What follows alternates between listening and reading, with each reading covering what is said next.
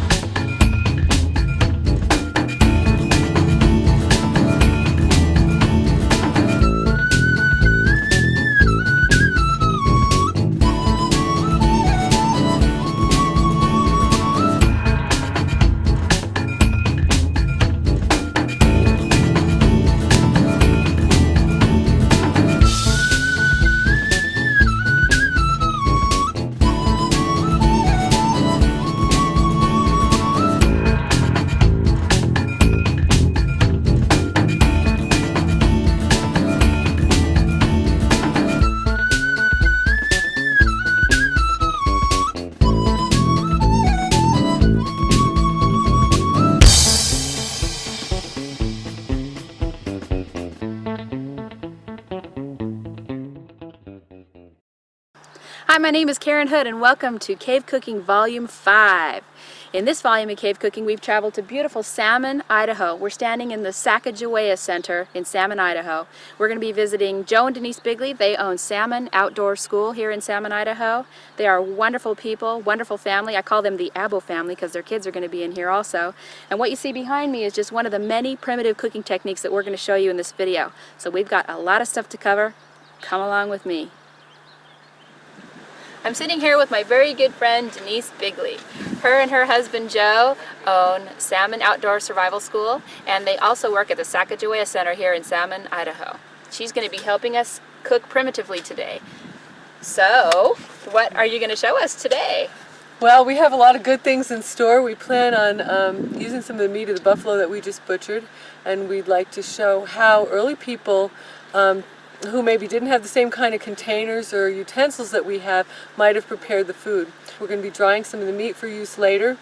The area that we're working in here is the Sacagawea Cultural, Interpretive, and Educational Center, and we're on the School of Discovery site, which is a site developed by Joe and myself to teach primitive skills here at the Sacagawea Center. The buffalo butchering is part of an ongoing 1805 experience project that will culminate in us living primitively for a period of about 14 days here on the site during the time that the expedition. So we'll be making buffalo stew cooked in the stomach, and we're also going to be using some of the plants in the area to add some flavor to our stew, like the cattail and a lot of the different plants that we find just right here on the center site. So that's what we'll be doing. Very good. Let's get going.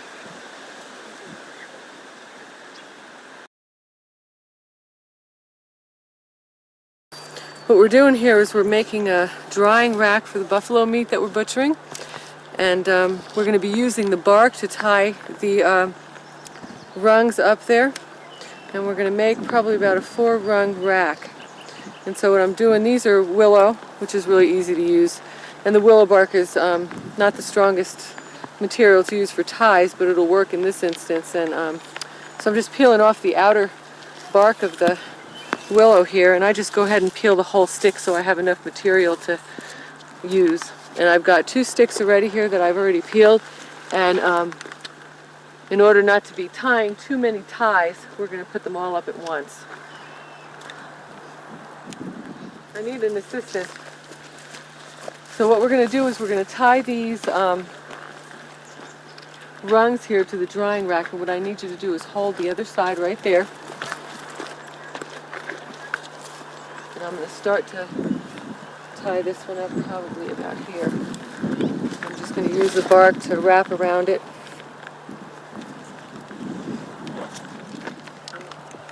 Tie this 3rd rung up right over here. I'm going to put it on the outside. Elizabeth, you can hold that up there.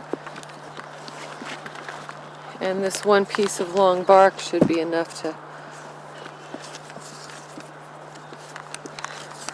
get this on here.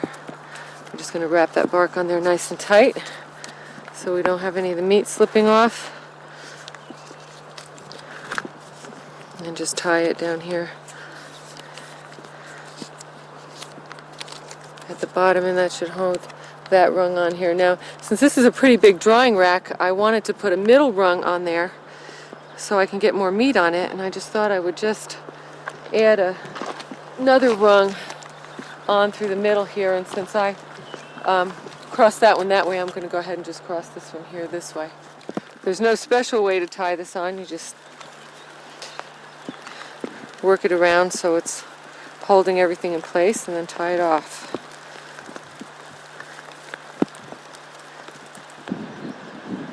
The actual fire isn't going to be going here. What's going to be happening is we're going to build a fire over there on that end of the fire pit and move some of the coals underneath the drying rack and then put some punk wood, or wood that's a little bit rotten, to make a lot of smoke, and that's going to keep the critters and varmints and bugs and everything else away from your food drying, which is a real big problem when you're trying to do things like this, and let your food be able to be dried before it's eaten by somebody other than you.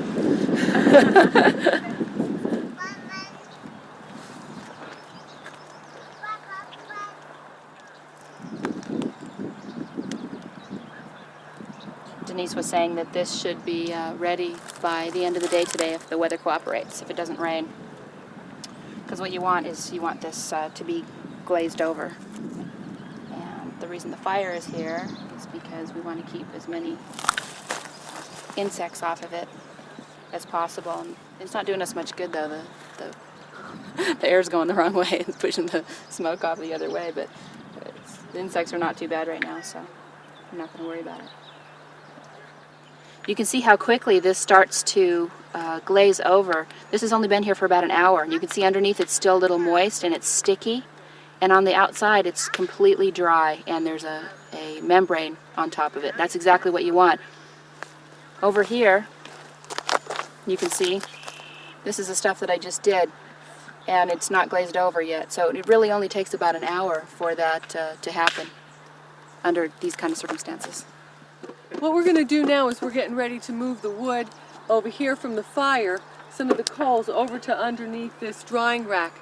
And the reason why we're doing that is to get the smoke to be going up on the meat a little bit, to help it glaze over a little better, and also to keep the little critters like the flies away. So when we move the coals over here, we're going to put some punk wood on it that Joe just went to get.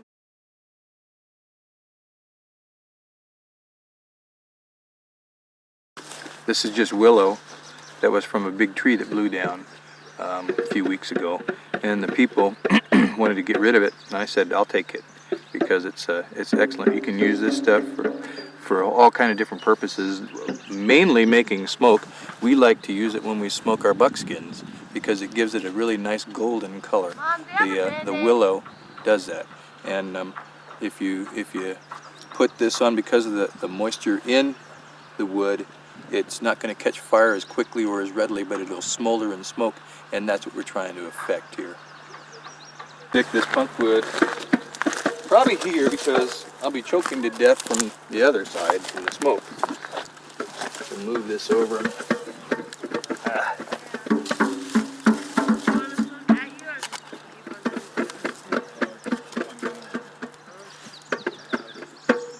Break it up if you wanted to, and might smoke a little better. You can see how easy this stuff breaks up. It just comes apart right in your hand, just like that. And you can actually see the moisture content in here. The way it just squeezes like a sponge. That's perfect punk wood right there. And a hide tanner or a jerky maker would find that stuff worth its weight in gold. But you can see how well it's smoking right now. And if the wind will cooperate, we'll have all the critters kept away by this great voluminous amounts of smoke that we have from the willow punk. And we'll also have meat that has a little bit of a smoke flavor to it, which makes it a little tastier, and we like that too. Yeah, we do like the smoky flavored meat, don't we? It beats the other flavor that we sometimes get. You mean the fly critter flavor meat flavor, sometimes that we just get? Yeah. So. it's really important that your punk wood down here and your coals that you brought over don't catch fire, because we don't want the meat to cook. If the meat cooks, it's not going to be preserved and it'll rot. So we want to make sure that the fire is just smoky and there's no actual heat coming up onto the meat. The lower rack is what you really want to watch also, to make sure that that isn't happening. And so this fire looks pretty good. It looks like it's just right. There's a lot of smoke, but yet there's no flames, and the heat is concentrated right in the center of the fire and not where the meat is. So it looks pretty good just the way it is.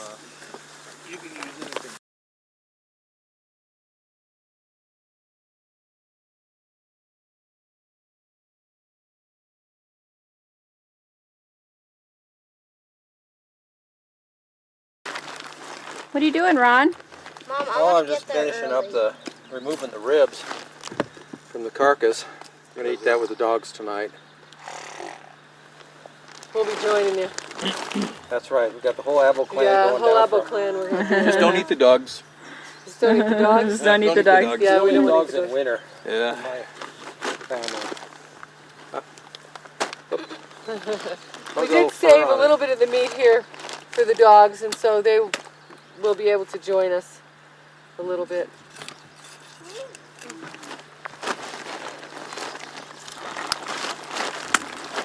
One of the things that we do is make sure that we use all the animals. So we use the ribs for making different types of things. The rib bones are good to use to make bone knives with. They have almost the shape of a knife already, and even though they are curved a little bit, it's easy to work with that and get some good knife blades out of that.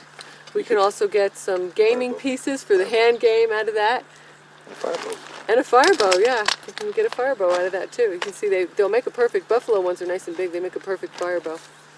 So there's a lot of things that we can do with the ribs. So what we'll be doing now is, a lot of times it's easier to take the fresh bone and make a blank out of it, and then we'll finish it up later, because the fresh bone will split easier into the shape that you'd like it to be in for whatever type of tool that you want to make.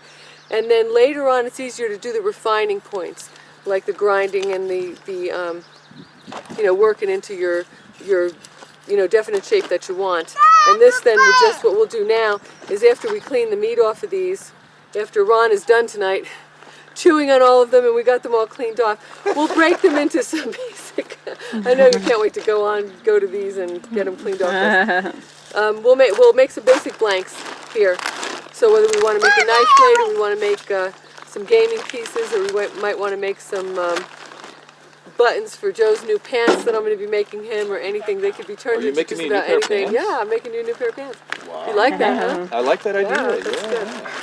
So there's a lot of different things you can use the rib bones for.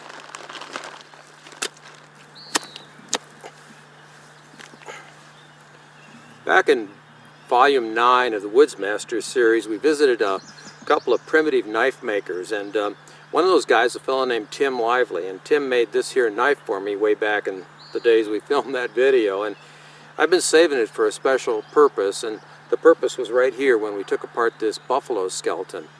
And I've got to say that for a knife that was made using the techniques and the steel of the 1800s, it's a real performer, so I could see how those guys from back then were able to perform so many of those unusual feats on big animals.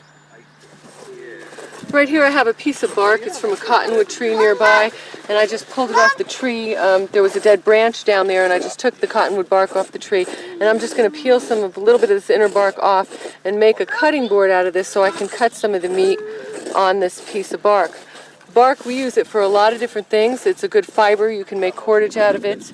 The bark, just like it sits here, it would actually be a nice plate, and we cook in the coals with it by using it as a platter and putting a clay base on it, and maybe putting a fish or a rabbit or something in the center and covering it with clay, and almost making like a container, with the clay, and then putting this in the coals. And so this would just go in the coals with the clay covering the fish or the rabbit or whatever we wanted to cook, and pile coals on top of it, and the clay would bake, and this just provides a platform for it.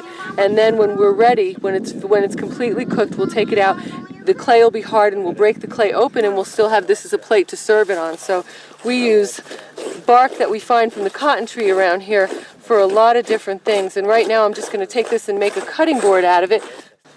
This is a piece of flint that I'm using for this, and we just gathered it out of the hills, and it's a good tool for scraping, and it's working really good on this little cutting board that I'm making. And this is just a little collection of some of the tools that we've been using here today, and I usually keep these on hand just for different cutting jobs.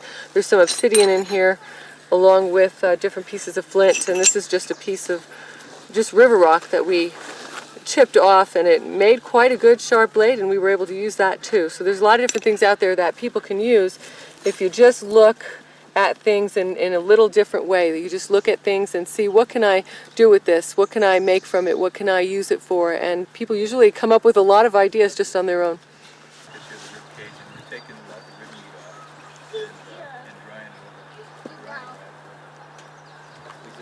Julie, do you want to put this on the rack over there, hon?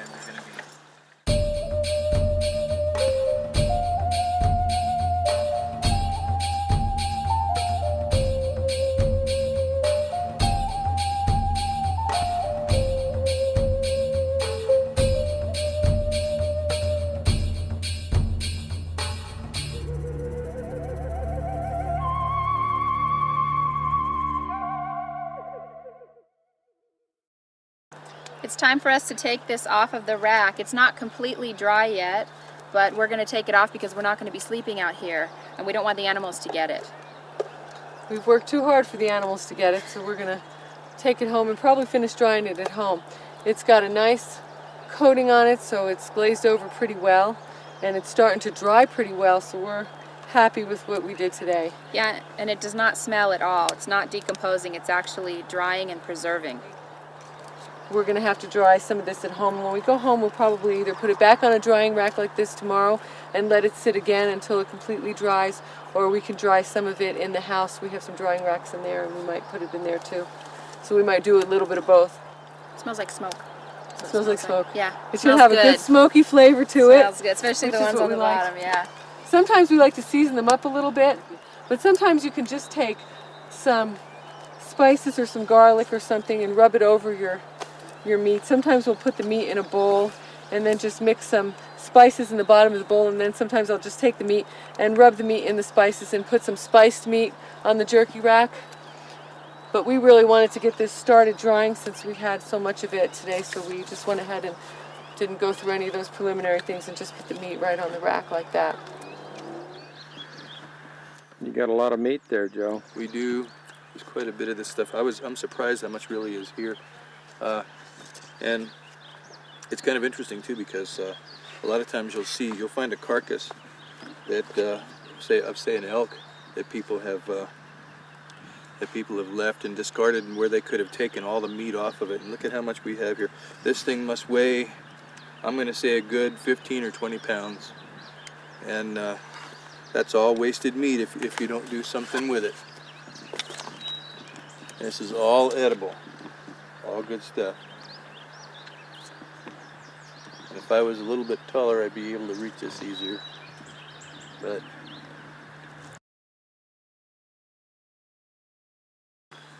yesterday we pulled all the meat off of the rack and put it in some bags when we got home, and then refrigerated it overnight. But since we're out here again today, we're gonna just take that same meat and put it out here to dry. The boys here are starting a fire behind me, and we're just gonna continue the process until these are dried and preserved. sorry, that kid is smart. What are you doing? Are you bringing that to Daddy? This is a little rack that Jesse found and brought it over here because he saw us doing that.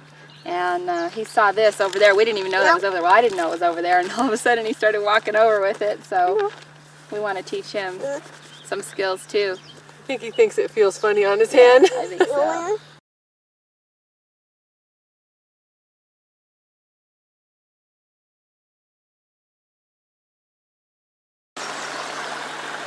This is a favorite area in my kitchen garden right here, because when the plants grow in the shade, a lot of times they have a better flavor. They don't get burnt up by the sun, and you get a better, more succulent plant.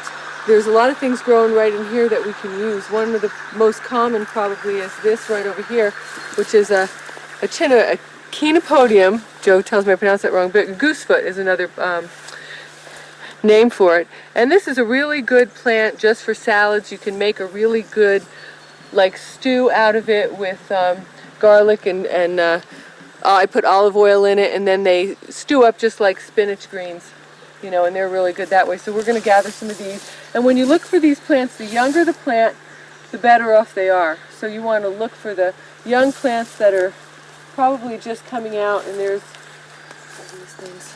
You can look at the shape of the leaves on these, and they look like a goosefoot. So they're pretty easy to identify.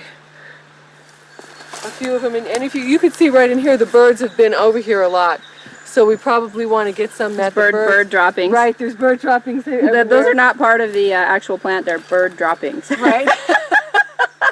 So you want to make sure when you're gathering, you gather some that don't have bird droppings on them. Yes. This plant over here is a smaller plantain plant, and this is smaller, so I'm going to gather some of these. And the plantain plant has medicinal value as well as food value. It's high in a lot of different vitamins, and it's also used as a poultice where you can crush it up in your teeth, just like this. And then when the juices start coming out, you would put it on a cut. In fact, I have a cut right here yesterday from butchering, and you can stick it right on that cut right there, and it draws out any bacteria or anything like that and helps it heal. But it's also a good salad herb, and so we're going to pick some of those too. The smaller the leaves, always the better. The bigger leaves are okay. There's one right here that's good, but they're sometimes tougher and not always a little bit more chewy, and so we want to gather these smaller ones in here. And since we're going to be using this for our stew that we're making in the stomach later, and we're going to be using it for a green salad, we can gather quite a bit of that. And so plantain also has seeds in the fall that are good to eat, and you can use them to make a flour or a cereal gruel with. And usually I like to roast most of my wild seeds first, and then I'll soak them and cook them up into a gruel, you know, for breakfast, or use them for a flour and grind them. A little buddy. This plant growing over here is a dock plant, and these are really useful. They're good for the liver. They have medicinal value in that way, and they are also good food. And we usually use the leaves, and the leaves are a little bit better before they go to seed. The seeds on them are also edible in the fall, and the stalks and the seeds turn bright red. And usually I take those off and do the same thing with them. I can gather them and then winnow them and then dry them and make them into a gruel or a flour or something like that. But the dock is a really useful plant. And so I'm going to actually take some of these dock leaves, and I might use it to wrap my fish in later. Some of the bigger leaves are not very tasty if you're going to eat them, but very good for wrapping a fish in or something else that you might want to mud up and cook in the coals. So I'm going to pull some of those leaves off of there. So when you can find a good spot in the shade with the smaller plants growing like this, especially in the early spring, that's when they first start coming up, that's really the best time. Dried. They're okay dried. You can dry any of these and store them. You know, I have dock dried, and the dock root, you can also use the dock root. This plant that I found right over here is a nettles plant. A lot of people are afraid of nettles because it will give you a sting if you touch it. The leaves are coated with a skin irritant that will make your skin bubble up into a little rash. Now, some people have said that if you grab the underside of the leaves and crush them, you won't be stung as bad, but I know for sure that if I use a dock leaf to pick these, that I won't get stung for sure, because dock is an antidote to the sting of the nettles. Nettles is a really good plant because it's good in, it has a lot of vitamins in it, and it makes a really good tea. It's good for the urinary tract, and it has a lot of good qualities to it. We also use the plant stalk after it dies in the fall. We use it for a fiber, and it makes a fairly strong fiber. So if I was to take this dock leaf and use it to gather the nettles, I wouldn't get stung. And then I could use the nettles for tea, and I'm just gonna... You just pull them off leaf by leaf? Just pull them off leaf by leaf like that. Okay. And you know, we can just grab a stalk of it and then pull the leaves bring it off back to camp and camp, pull it off back at the camp, yeah. Great. except it's really fibery, so I'm probably going to have to cut it. No. Okay. This is some wild mint right here, and one of the characteristics of mint, of the mint family, is the square stem. And if you look really closely, you can see the stem is square. And you can smell it already, can't you? Oh yeah, it smells like smells spearmint. really good. And we're going to gather some of these and put them in our tea. So, you want to smell that? It smells good, doesn't it? You think something smells bad? Maybe it's the swamp. It might be. Even though the swamp smells bad, the swamp is a wonderful place. Do you know why? Because there's a lot of good things to eat in the swamp, and the swamp provides a lot of food for different animals. This is where the food chain starts. You know what the food chain is? No? Not yet, huh? No. The food chain starts in the cattail patch, and look over there. If you look in the cattail patch, you could see birds. See birds right there? There's a blackbird right over there, and there's little critters that go in and out of the cattail. See the bird right up there? This is the pot scrubber. Great.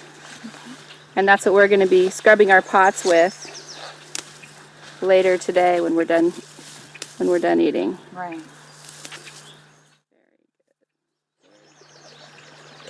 This is the pot scrubber that Chris had picked up over there, and we use this to scrub out our pots when we're done cooking, and we'll probably be using that today.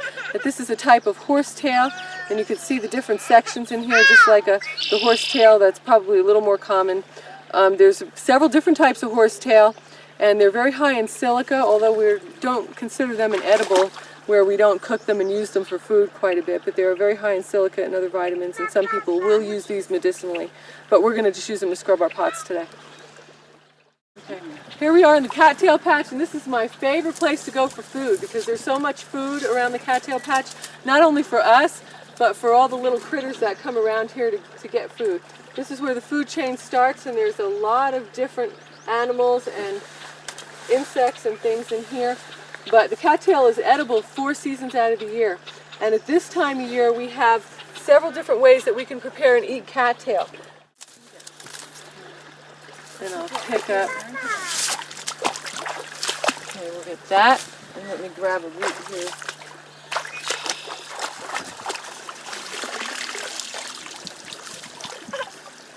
It's quite a good piece of rootstock on this one. So this is a cattail plant that I just pulled up out of the swamp here, and these roots here are edible 4 seasons out of the year, and I use these roots in soups and stews, and I could also make a flour out of them. And what I do is clean them off really well and peel them, which we'll be doing later, and we'll take the inner, which is a white, you could see a little bit of it right here right now, a white fibrous material, and it has a lot of carbohydrate in here, and you can see if I rub my finger along it, you can see what I gather up on my finger there, all that type of material. And this right here is what we would use for flours. And we would take it, usually if I'm going to make flour out of it, I take it and I dry it and I pound it. I had read some people who had taken this inner part and soaking it, and then the fibrous part will separate from the carbohydrate, and the fibrous part will go to the bottom of the bowl. And then they pour off the water and remove the fiber, and they have a lot of this carbohydrate that they can use for however they would like to use it. Sometimes what they would do is take it and pour off the water, and it would still be all kinds of wet, like a wet flour, and then they could add their other ingredients right to that and make their favorite bread or whatever it was that they would want to make. So, but today what we're going to do is we're going to peel these roots and we're going to cut them, we're going to put them in our stew. This cattail that I just pulled out of the swamp right now, I pulled it off where it connects to the rootstock right here, and usually in the spring these are really good, and they're good throughout most of the late spring and summer too, as long as you see the smaller cattails growing. You want to catch them before they get too tall. Probably about 2 feet is about all you want them to grow, to have the real tender parts. And these are edible. You just pull open the outer leaf right here. Actually, the whole thing is edible, but they start to get really fibery as you go up here. And most people really like the inner core, which is right in the center here. So I usually peel those outer leaves off and have a taste of that. So Sarah, do you want to have a taste of that? Yeah. Yeah. Tell us how it is. Good. Is it good? Yeah, well, you can eat that whole one if you want. Cool. The mucus on here, on this part of the leaf right here that we peel off, when you peel it off, you're going to notice it has kind of a mucilage type substance right in here, and that has medicinal value. That almost works like an aloe plant, and we've used it on cuts and bruises and different things like that. Sunburn works really good on sunburn. We could put some on Jessie. Yeah, poor baby. And it feels like aloe if you feel it. Does it smell good, Jessie? So, and it works pretty well. That's great. Oh, dang. As the cattail continues to grow, the male and female part are encased in this. Let me see, this one might be a little bit bigger. Well, this one's good. Are encased in the leaves like this. And usually what we do at this time of year is we pluck them off right below that leaf right there. And just cut them. So we just have this piece here. It's kind of like a cigar-shaped piece, and it's covered in the leaves. And if we put this in the coals of the fire and cook it for about 20 minutes and then peel it, we call it cat on the cob, and it doesn't taste exactly like corn, but it's really good with butter and salt. And this plant over here, well, this one has a pretty good cat on the cob right in here that we'll be able to get. And this plant right here, it's starting to open up, as you can see on this plant. Let me move the leaves so you can see it. And you can see the yellow pollen starting to form on the top. And this pollen makes a really good flower. And it's really high in protein, so I like to add cattail pollen to a lot of the things I cook because it ups the protein value of it and makes it a lot more nutritious, especially if you have kids that like to eat bread, a lot of bread. And you can see if I move this around, you see the pollen? I can put it in my hand, you can see the yellow cattail pollen. And what I'll do is gather a bunch of these, and then I'll shake it either in a bowl or something, or even in a bag. You can put it in a plastic bag, and if you shake it, the pollen will come out like that, and you'll be able to gather a lot of that. And it makes your food a brilliant yellow. It makes it really good looking and appetizing, and it's very nutritious also. Now that we have everything from our kitchen garden, we go back to the kitchen.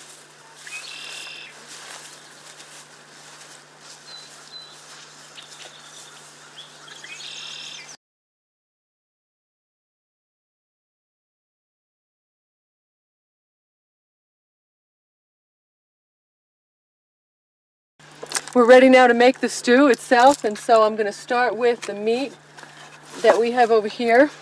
And as you can see, we've cut the meat, and it's cut in little pieces, and we're going to use half of this meat for the stew and half of it for the sausage that we're going to make. And that's the dried meat that we've been This drying. is the dried meat that we've been drying on the drying rack. And usually people dried their meat to preserve it, and so this is usually what they would have started from unless they had a fresh kill. So I'm going to go ahead and we're just going to put half of this into the mix that we're going to be making for the stew. And it's not completely dry yet, but it is dried. It's not totally dried, and the others is on there right now, and it should be drying probably by the end of the day, but we're just going to put a little bit of the meat in there and start out with that. Cover this up again with the bark. Now these are the things that we've gathered this morning that we're going to go ahead and put in here. We're going to put in these goosefoot leaves, and Chris, if you want to help me break these up. Instead of putting the whole plant in, I just like to pick the leaves and put the leaves in. So we're going to take the leaves off and just put them in. Now, you're worried about size on this, or? No. You can just put them in like that. The younger ones are tender, like we said, and so we just want to pick the leaves off. The stems are kind of really fibery, and you don't really want to eat those.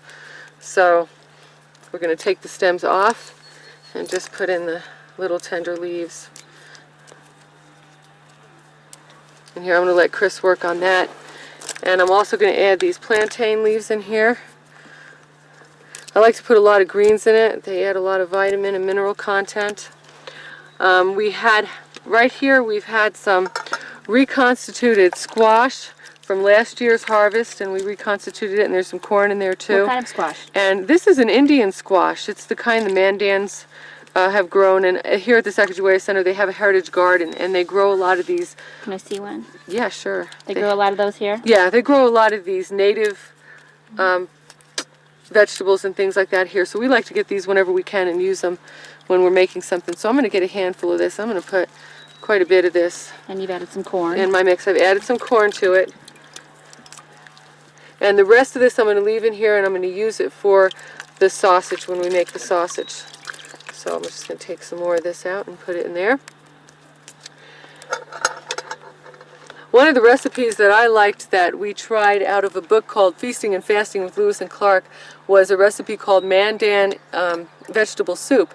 And in the Mandan soup they had added cherries to their recipe, and so I'm going to go ahead and just try this out and add these currants, these are fresh currants. I'm going to add these to this soup just to see what kind of flavor it would make. This is kind of an experiment. What do you think that would do? You think it would taste good? I don't know. I think it's going to be great. We'll find out. Yeah, I think it's going to be great. It's interesting. I used to be really afraid to experiment with flavors, and Joe is the one who usually can imagine how this is going to taste or how that's going to taste. But I'm getting a little adventurous now, especially with this type of thing, using the wild plants, the things that I find around. I'm getting a little adventurous and able to combine a little more than I used to before. These are some choke cherries that we gathered and dried last year. And they're dried the way the people around this area used to dry them. They're just pounded on a rock, and pounding on the rock and drying in the sun will get rid of the cyanic acid. And I'm going to add these. These are sweet now, and they have a little bit of an almond flavor, and I'm going to add some of that in there too. I really enjoy the choke cherries prepared in this way, and they're good to eat just plain. I could feed one to Chris, she could eat one. You like that? It's pretty good, isn't it? Yeah, it is. Yeah, I think I'll eat them too. The best part of cooking is when you get to eat while you're doing it. That's true. Actually, the squash is really good if you want to eat that too. This is some watercress that we've gathered today, and we're just going to take the leaves off and add the leaves here. Now we're going to add some of this alfalfa. This one's a little wilted because we had it out in the sun a little bit. You can't really tell what the plant looks like very much because it's so wilted, but here's where the flowering area would be, and these are the 3 leaves that are kind of characteristic of this plant. And we're just going to put some of the leaves in the stew here. Early people needed to get as many vitamins and minerals as they could. And an interesting thing is this goosefoot here is high in oxalates, and oxalates are not really good for you to have a lot of in your body. And one of the things that we do when we use a plant that's high in oxalates in one of our stews, we'll counterbalance that with something that has a lot of calcium in it. So over here for our tea, I have a nettles plant, which I will pick up with this curly dock leaf. And this nettles plant is very, very high in calcium. And so what I'll be doing is balancing the oxalates from this stew, because I'm putting a lot of goosefoot in here, with the calcium from my tea, which is going to be from this nettles plant right here. So I think we just about have everything added. I'm going to go ahead and add some of this wild mustard into my mix for my soup, because I hadn't done that yet. So I'm just going to take some of these wild mustard leaves. They're better when they're tiny, and I like to use them when they're smaller, and I'm just going to put a few of those in here. They actually have a little bit of a peppery flavor, the seeds do, that you see over here. They're not fully developed yet, so we're just going to put some of the leaves in there. And this will add some flavor to it. And then I'm also going to be putting some of this in my mixture for the sausage. We're about ready to start on our sausage now, and we already have the meat that we've minced up into very small pieces, and this is the same meat that we had on the jerky rack, and it's about dried and not quite all the way, but good enough for this, so we're going to start with that base. And I'm going to add some wild mustard into this to give it some flavor. And I just like to use the little leaves from this, and we picked this morning here. Don't need too many of them, just enough for a little bit of flavor. And we're going to add some watercress in this too, and the watercress has kind of a peppery flavor. So this is the same kind of squash we put in the soup, and we're just going to cut this up into smaller pieces.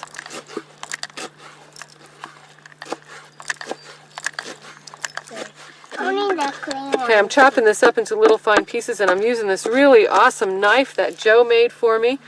He forged this blade in his primitive knife making shop there at the house, and have an antler handle on it, and it really feels really good in your hand. It's got a really good shape, so I like to use it, and I'm just going to cut up this squash with that, and just fine enough to be able to mix in with the other things for our sausage. Okay, I'm going to add some choke cherry in here too, some of the choke cherry cakes. Do you want to break one up in there? And just break them up small and put them in there, and you guys can actually Okay, so I'm going to wash this cattail up, and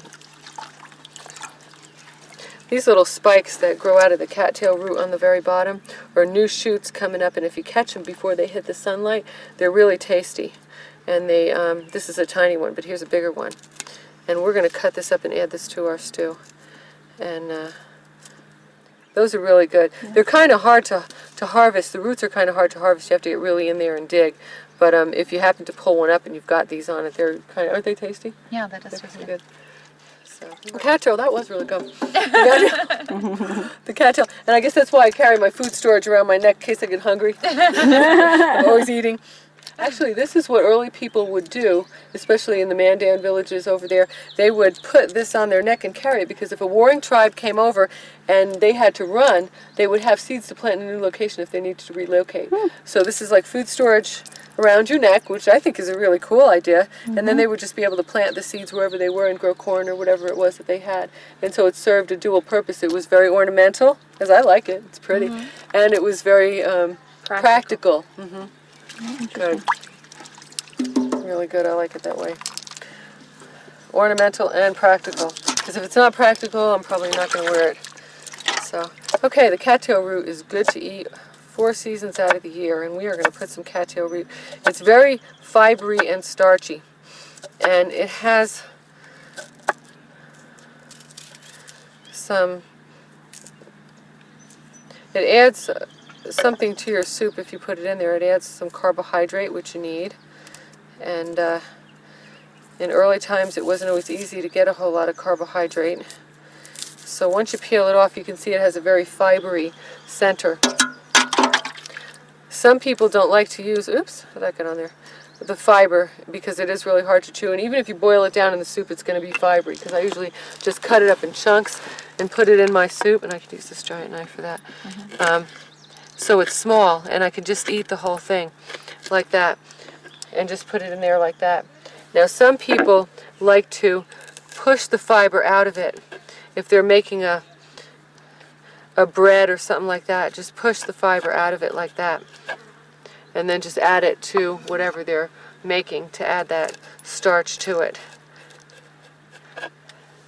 Especially people in this area, they didn't have squash like the Mandans would have, or people of different areas. They depended a lot on the plants that were growing right here, and they had only this available to them. So, and I'm going to cut some of the tender bottom portion here and put it into the stew.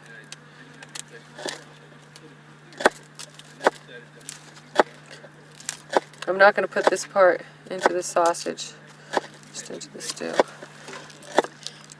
Cut this into little pieces.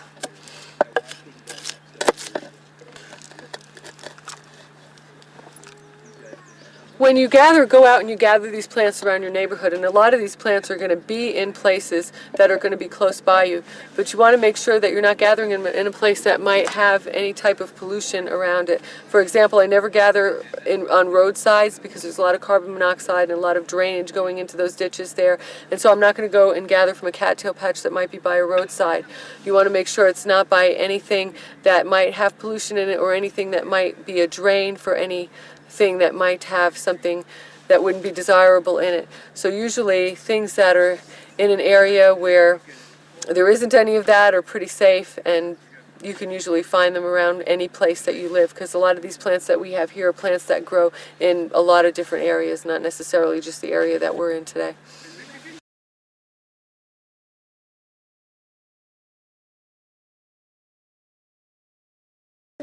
This is the intestine from the buffalo that we butchered, and we use it to make sausage with, and it's been cleaned out. I've taken it home, and what I've done with it is you could actually run a hose through it.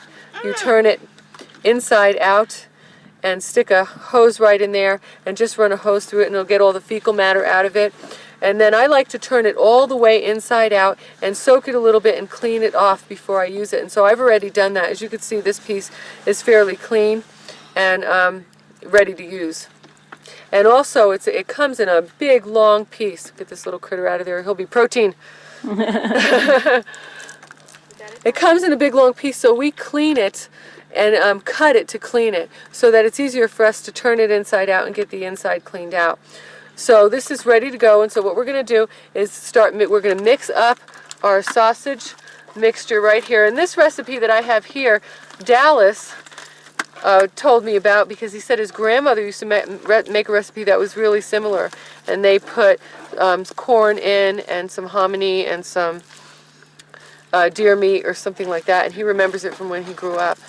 And so we kind of made the same kind of a mixture that would have probably been really common to his people, the Sioux people, here today. So we're just going to mix that up really well and start stuffing. So it's a little easier with two people. It's amazing how this is going to be able to puff up as we stuff the meat in it.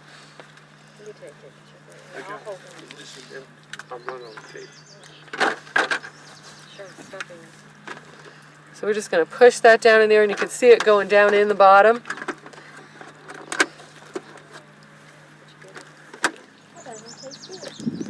Early people would have fried it on a hot rock, and we have a hot rock over there that we can put our pan on to fry it. But normally they just put the sausage directly on the hot rock and just fry it right up. And so I think I'm going to tie a knot in the end here. Just to keep it from coming out, yeah, just to keep it from coming out, so we could push it down and start it. And then when we're ready, we can get the other end stuffed. And yeah, it looks pretty good, doesn't it? Yeah.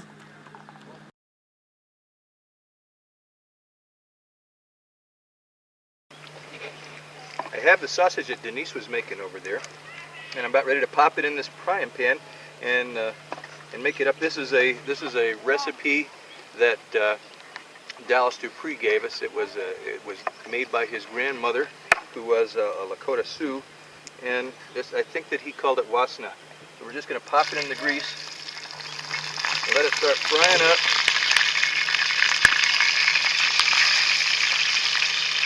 And then not too very long,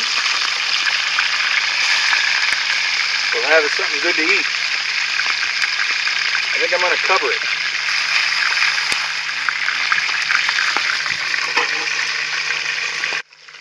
Remove the cover and check these.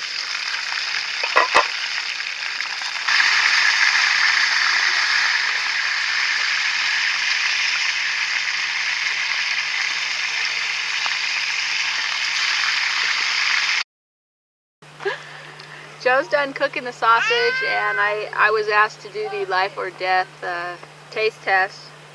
So, here it goes. This is really hot. Smells like meat. Smells really good. Bye-bye.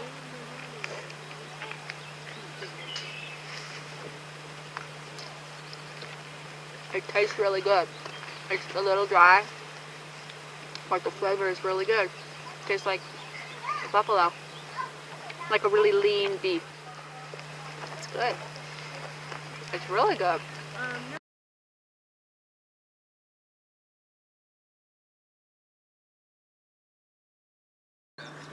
Right now we're getting ready to make some utensils that we're going to use.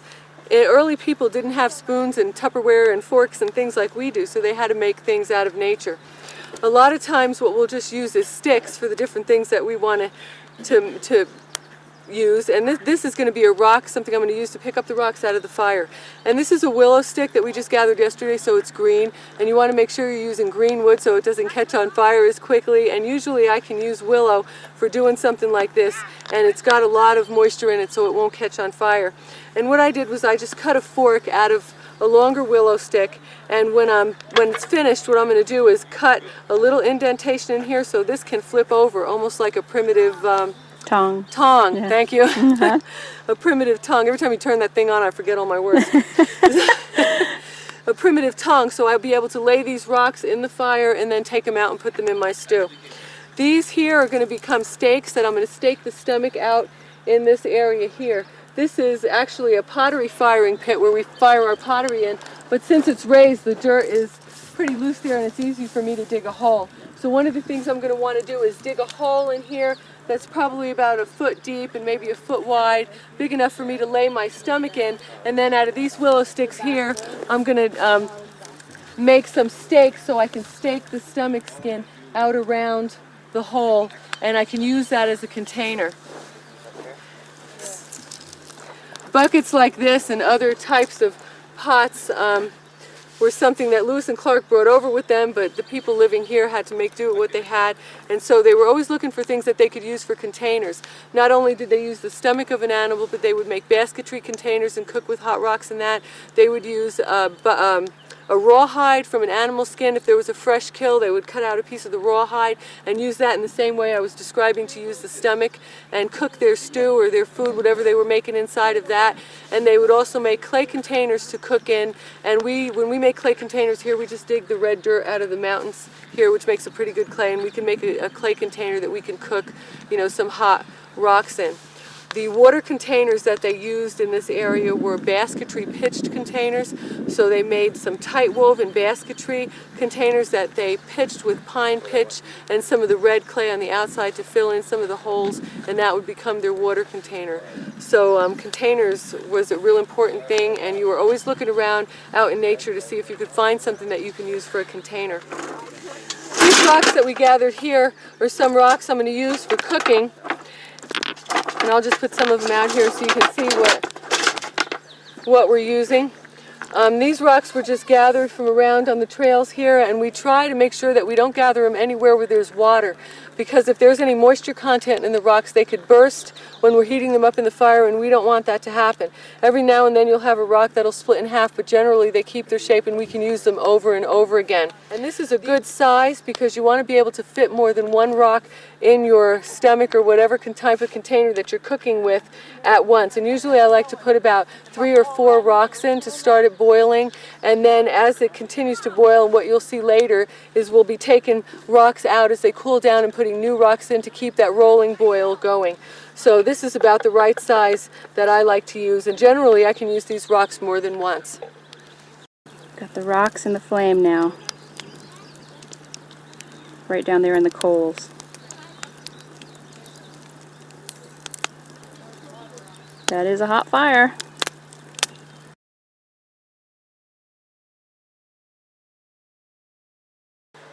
This is something Denise calls cat on the cob, and it's just a young cattail. And you put it in the fire, you cut it off on both ends, and then you put it in the fire with it has its wrappings on it.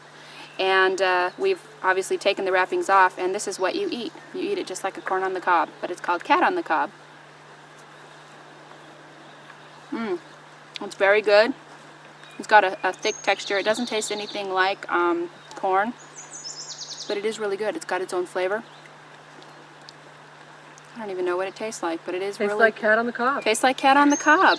And you only keep it in the, because these are so small, you only keep it in the hot coals for a couple minutes and it's done.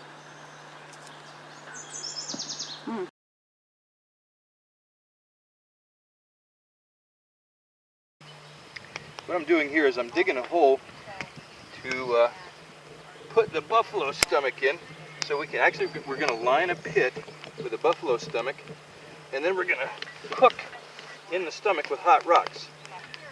We'll go down about a foot or so and have a pit just about a foot or maybe 16 or 18 inches in diameter, and that should be just about the right size for what we're going to be doing with this buffalo stomach. The hole is about to the right depth now, and for what we're going to be doing. And in just a minute, I'm going to get up and go get some dried grass to line the bottom with to insulate the stomach from the cold ground. It's been, even though it's almost July, we've had some cool weather around here, and the ground is still a little bit cold. So I want to insulate that to keep the temperature from differentiating too much when we cook the stew. I've got a bundle of grass here, and I'm going to be just putting a little bit. This is probably enough right here. I'm looking, it's about 2 inches thick. I'm just going to leave it just like that for now, and I'll go get the cow skin or the cow stomach and we'll put it in there.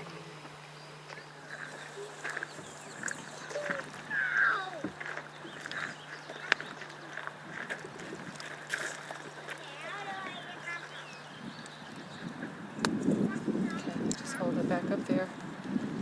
Start just putting the stakes in.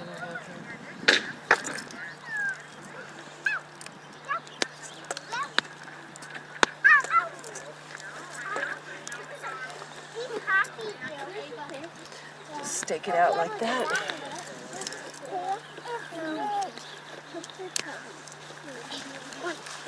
Go to Mama. Go to Mama. Mama. Go to Mama.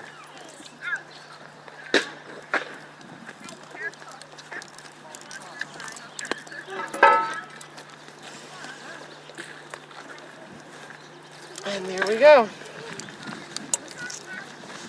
Okay, now we're going to add some water. Okay, we're going to add the water first.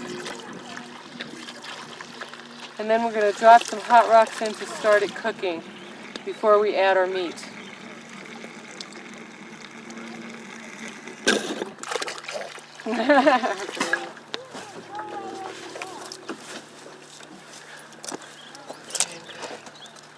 Just moving, yeah, hold them closer in there. Okay. Okay, we need a couple more.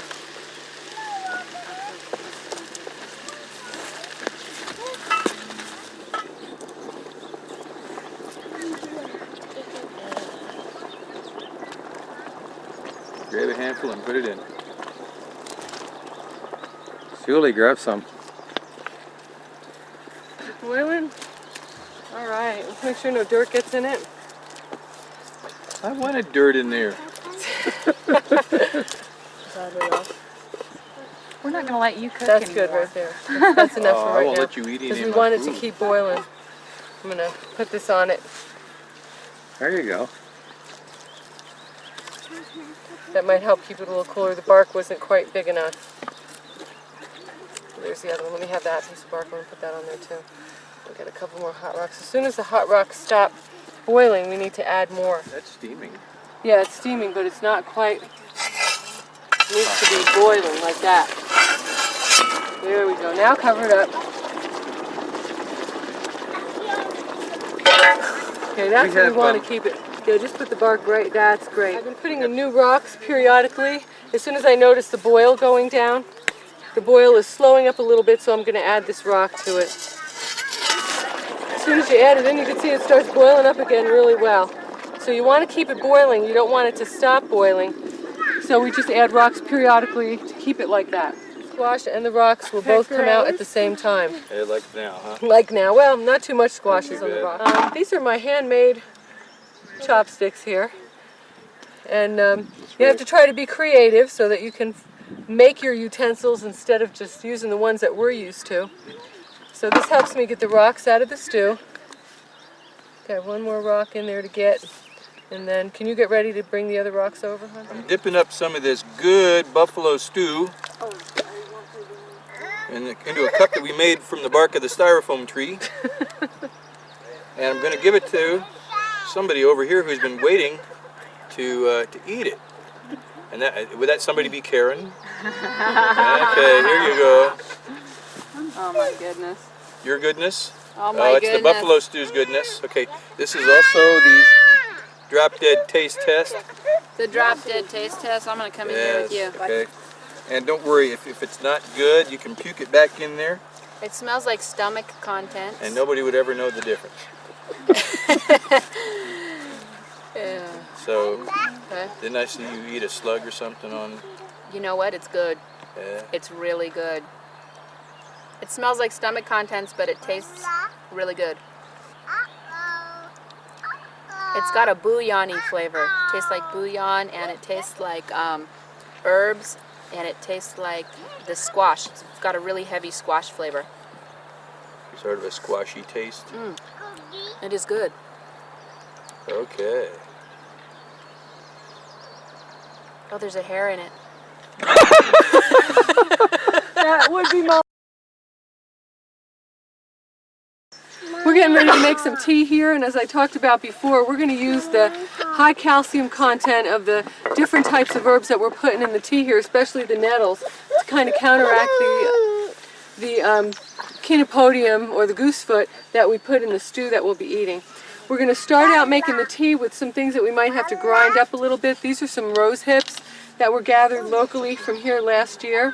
And I like to put rose hips in the tea. They have a lot of vitamin C in them, and I usually really like to put them in any type of drink, hot or cold, that I'm making because it adds a lot of vitamins to it. So I'm going to put some in her, move the teapot over a little bit. And we're going to grind these up, and what we want to do is just crush them enough to open up the little rose hip plant there. And this in here is hawthorn berries. And there's a lot of hawthorn trees around here. Hawthorns are good for the heart. And they also are high in a lot of antioxidant vitamins, so I usually like to put some hawthorns in there too. So I'm going to put some hawthorns in her. Oops. And there's a little bit of mashed up, I don't know how I got that in there, a little bit of mashed up chokecherry in there.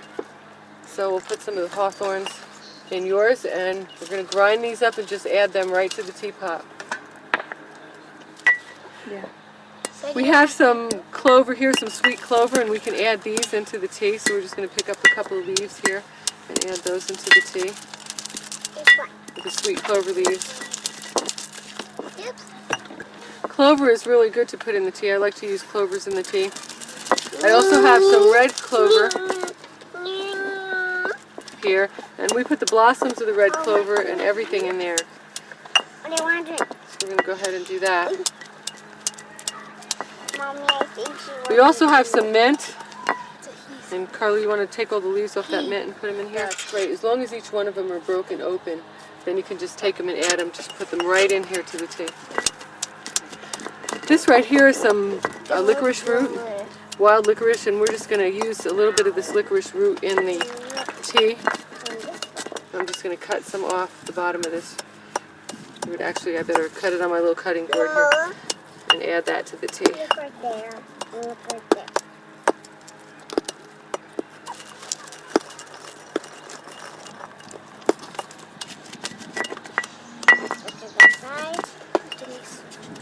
Those are great. Just pick them up and throw them right in the tea. Just grab them. Yours are done perfect. Just pick up the handful and dump it right in there. I'm going to add the nettle now, and usually I find if I take a dock leaf, which is a natural remedy for the nettle sting, I can usually handle the nettle without getting stung, and I'm just going to put the leaves from the nettle in the tea.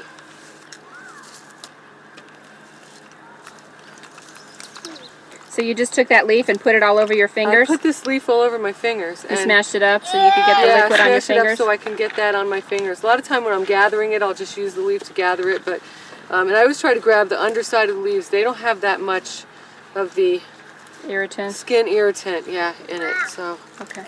I'm just going to put those in there. And voila, we have tea. Mix it up a little bit. Then we're going to go put it over there on the fire. And I like to add lots of honey to my tea. So I'm going to go ahead and put a whole bunch of honey in there right now. Make it nice and sweet. I've never heard anybody complain about me putting too much honey in it. And I'm just going to stir it around with my licorice leaf here. Get it mixed up in there, and we can go ahead and put that on the fire. Okay. There we go.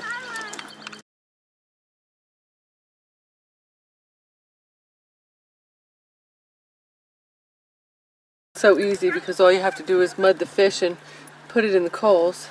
And when the clay is baked and the clay is hard, then your fish is ready. Where'd you get the clay? We got the clay just from the hillsides here. There's some road cuts that you could see up in the mountains. You'll see the red dirt in the road cuts. You have some up behind your house. Is it? Yeah, it's the same things. Yeah, it's the same things. And we just gather it. We use it for pottery. We used it for the mud ovens in the kitchen area over there in the other part of the camp. And it works great to make a container, which is actually what we're doing with this, for something that you'd like to bake, like a fish or a rabbit or whatever it is, a roast of some sort, something that you might like to bake. So the clay actually makes your container, and then you bake it in the coals. And everything inside stays nice and tender and moist, and it works out really well. So what I'm doing right now is I have this clay that we already gathered and brought here in the bucket. And I'm just had some water in here, and I'm just going to mix it up until I get a good mixture, different things like that. I'm pulling some of the rocks out of this clay right now because I just don't want it to be have too many rocks in it. It'll make it harder for me to put it around the fish and for it to bake. Right now we're getting ready to cook this fish, and what I have to do first is create a container for this fish. So I'm going to use this piece of cottonwood bark here, and I love to use cottonwood bark for everything, and I'm going to use this as my platter for my fish. And to create the container, I'm going to use some of the clay that I was mixing up before, just gotten from the hills over here, to create a container to put my fish in. The first thing I'm going to do is take my slab of bark, and I'm going to put my clay on the bottom of it because I want to create a bed for whatever I'm going to be cooking. Today it's a fish, but it could be a rabbit or a roast or anything else that you might like to cook that you might need to create a container for. So we're going to go ahead and put the mud on the bottom. Anybody who wants to get their hands dirty? You want to get your hands dirty? Okay. There you go. Just fatten it out. It's going to make a nice big platter for our fish. We'll make believe like we're making a plate for it.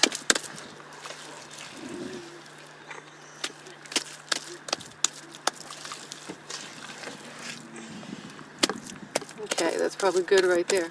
The next thing we're going to do is we're going to use some type of greens to wrap the fish in so that we can make sure that the clay and the, what we use for a platter won't get onto our meal. So one of the things that people can use at home if they don't have any wild foods that or nothing big enough that they could wrap around it is a head of lettuce. This is a head of lettuce. Mustard greens work really well, or anything that you might be able to find in the grocery store that has a really big leaf like this. And so the first thing that we do is we start wrapping the fish in this material, and I just like to lay it out on my bed. Just pull these off and we can just lay them out here. And this morning we gathered some dock and some different types of leaves here, and we can use these too to put on the bottom. And we want to keep a little bit of clay around the edges showing because we want to make sure that our container is completely sealed all the way around. So that's probably good enough for the bottom. Put a couple more leaves right here like that. Okay. And then certainly, I'll tell you when we can put some leaves on the top. Okay, here's our fish, and we're just going to take our fish and we're going to lay it right in the middle of the bed that we made with the greens. And then we're going to season it with some of the herbs that we picked this morning. We have some wild mustard that we're going to put on it here. We're just going to pick off some of these wild mustard leaves, and let's just put some on there. I also have some mint leaves we're going to put on that fish too. And here, just break those off and put it on top. And then we're going to cut up a lemon and squeeze some lemon juice on that. And stick some on the fish, right? And stick some lemon slices. We're just going to stick some lemon slices right inside of our fish. You want to stick a lemon slice inside the fish? Yeah. Okay. There you go. Just stick it right in there. There we go. He looks good, doesn't he? Yeah. Okay. Now we squeeze some lemon juice on top. We're going to put a little bit of watercress on it too. We'll give it a little bit of a peppery flavor. And there we go. Now what we're going to do is cover the fish up a little bit, and I'm going to put some of these greens on it. Let's take some of these and put some of these greens we gathered this morning. We have some dock leaves. We've got some, there's a piece of plantain, good job, and some goosefoot. We're going to just wrap them all in there. This is a nice big dock leaf we can put on the top of it. The bigger the leaves, the better for this. Okay, you want to have a lot of greens. The greens will help keep in the moisture, so our meal is actually getting steamed. And these are some really big goosefoot leaves, and they work really well. And so we kind of want to move that around the fish so that the greens are kind of contained right around the fish. Okay, that looks good. You can't have too many greens. Okay. That's good. Okay, now what we're going to do is go ahead and cover it with the mud. And we want to put on, usually I like to put on at least a couple of inches of mud over the top of it. And the mud holds the heat in really well. Go ahead, you can start. I see some fish. You see some fish? Wait a minute. If we see some fish, we don't want to see some fish. Did you see some fish? I think it's just the It might be just the leaves, yeah. We'll make sure by putting this big dock leaf right around here so the fish can't peek out. Okay? We don't want the fish to peek out. There you go. Okay, now we can start putting the mud on top. Nice. There we go. Okay. Wipe our hands off, and that's ready to go into the fire.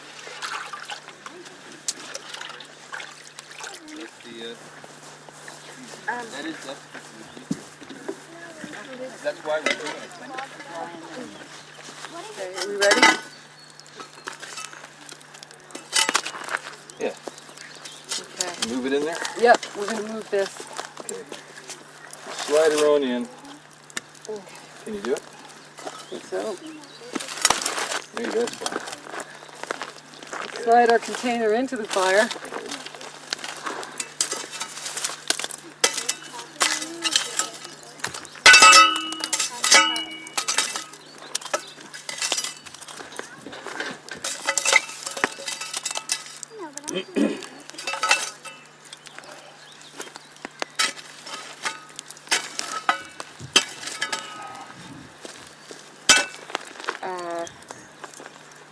If it's on the animal, it'll get that sheen also. Okay. And Let me just get in there real quick with it. We're going to move this out of the flames to start with. Ooh, that thing gets sharp in the bottom. That hardly ever happens. Really? Hopefully the fish isn't like stuck to it. Well, it's probably not. Yeah. That's a good sign, Denise. There's still a little bit of moisture. A little bit of moisture in there, yeah. Yeah. Well, there was a lot of... We put a lot of greens in it. It's usually kind of... will keep it from being too bad. clay is fired. The clay is, yeah, the clay is probably fired. It's hard. We're going to open up our mud fish right now.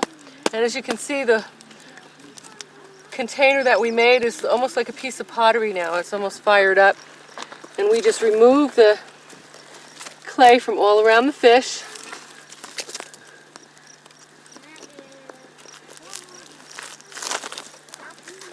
And then take our fish right out. And if we remove the, right here we can see, oops, remove the greens from the fish, we have a perfectly done fish. You With gonna the eat herbs them still greens? on it, yeah, we're going to eat them. All done.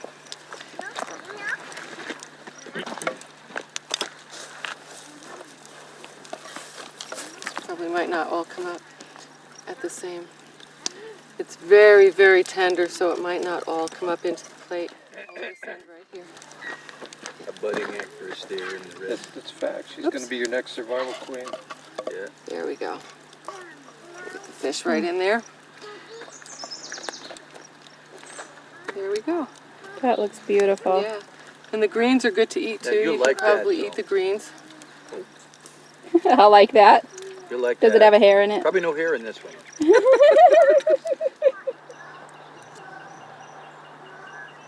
That is really good. Looks like it came out just right.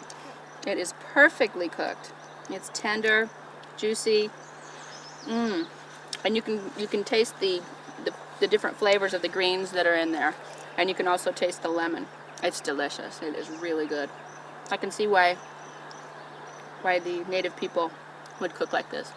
Really good. There's a lot of satisfaction in being able to prepare your own meal from nature like that and use the things that are in the area that you live in. So we really enjoy it. Well, we really enjoy having you, and we really appreciate all that you've done for us.